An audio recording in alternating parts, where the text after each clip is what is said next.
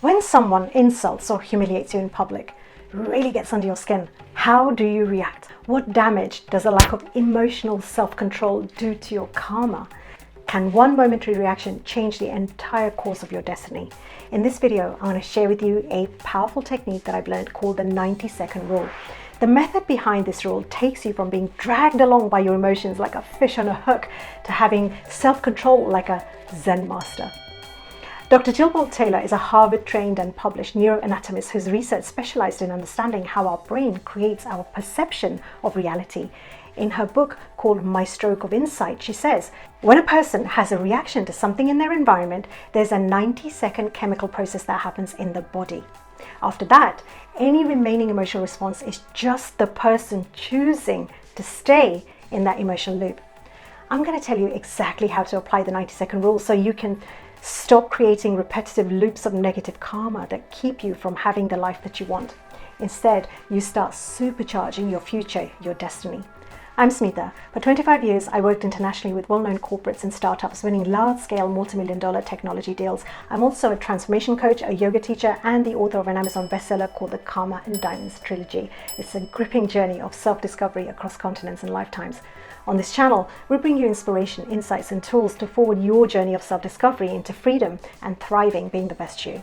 So, have you ever found yourself so emotionally charged with anger or resentment or some other emotion that it's had you react in ways that's damaged your career, relationships, or reputation? The truth is that a Will Smith moment can happen to us at any moment. It can happen when you get triggered or hooked by what someone says or does, and we find ourselves reacting in ways that end up costing us dearly. Brain scientists like Bolte Taylor have found that the chemical process in the brain when you react to something lasts only for the first 90 seconds in the body. Just imagine that for a moment. What that means is that anything beyond the first 90 seconds is just us choosing to stay in that emotional loop. But choosing to stay on, you create karma. Let me explain. What exactly is karma? The Sanskrit word karma, literally translated, means act, action, or deed. It comes from the root word kri, to do and to make. Karma stems from the Sanskrit noun karman, and that's where the word create originates from. Karma, create. So, karma refers to actions and deeds in the past, present, and future. One of ancient India's sacred texts, the Bhagavad Gita, in chapter 2.7 says, Yasya hi swabhavasya tasyaso durmati karmaha. It means that habit is our second nature. To be clear, karma includes not just physical acts, but also deeply ingrained memories, desires, often repetitive emotional, psychological, and even spiritual patterns. By repeating certain thoughts, beliefs, actions again and again, they become crystallized into habits. Sometimes certain thoughts, desires, and actions become so habitual that they become set like a flowing river, frozen into ice. These memories, thoughts, and beliefs and habits become hardwired into aspects of our personality.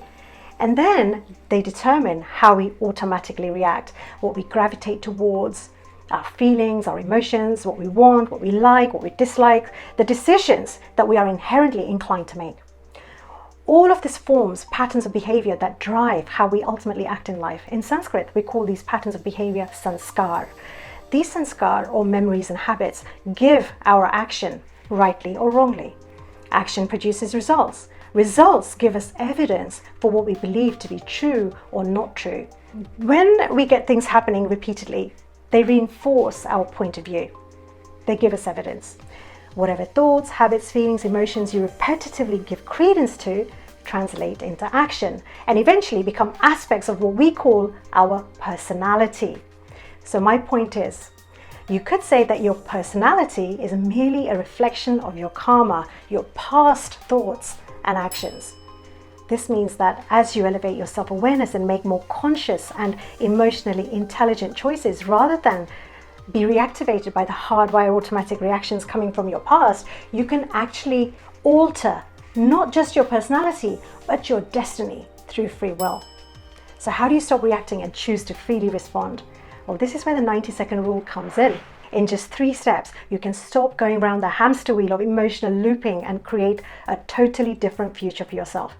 And here are the 3 steps. 1, identify your emotion. 2, label your emotion. 3, accept your emotion. Label your emotions like grief, anger, sadness, resentment, disappointment. To accept is to feel it intensely, to be with it. But do not get identified with it. Separate what you feel from who you are. And you can do this by choosing to feel your emotion for 90 seconds intensely, and at the same time become the observer of what you're feeling, as if you're watching drifting clouds going by in the sky. This helps you to feel things fully without resistance, and then let them go fast. No matter how valid your feelings are, it's just not helpful to hold on to them for too long. And that's why the 90-second rule is so powerful.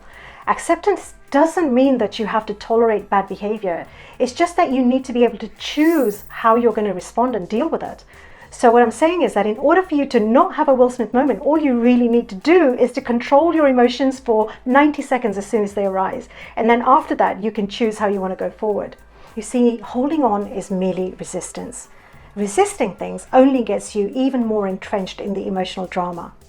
It traps you on an emotional hamster wheel, and then the whole negative cycle repeats and perpetuates ad infinitum.